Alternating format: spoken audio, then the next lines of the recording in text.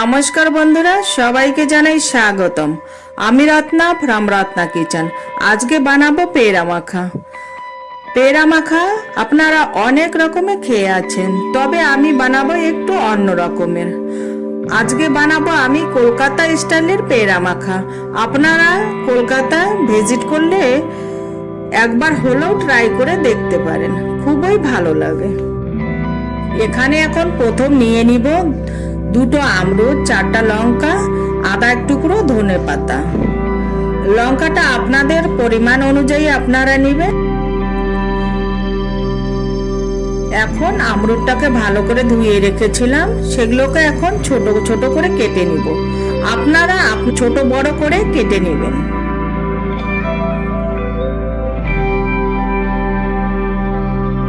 এখন কাটা হয়ে গেছে, সবগুলোকে একটা বোলের মধ্যে ঢেলে নিলাম।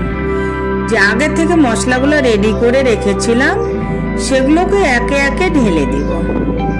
দিয়ে দিচ্ছি লবণ, লঙ্কার গুঁড়ো, বিট নুন, আগে থেকে পেস্ট করে রেখেছিলাম লঙ্কা, ধনে, আদা কুচি। উপর থেকে চাট মশলা ঢেলে দিলাম, 2 চামচ কাসুন্দি ঢেলে দিব। তারপরে উপর থেকে সর্ষের তেল ঢেলে দিব। এখন সবগুলোকে মিক্স করে নিব। আপনারা চাইলে উপর থেকে একটু লেবু চিপে দিতে পারেন।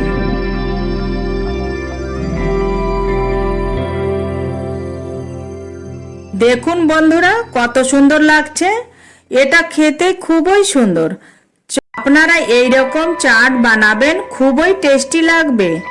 আপনারা বাড়িতে বানাবেন, তারপরে আমাকে কমেন্ট সেকশনে জানাবেন। বন্ধুরা, আজকের ভিডিওটাকে ভালো লাগলে লাইক এবং সাবস্ক্রাইব করুন। ধন্যবাদ।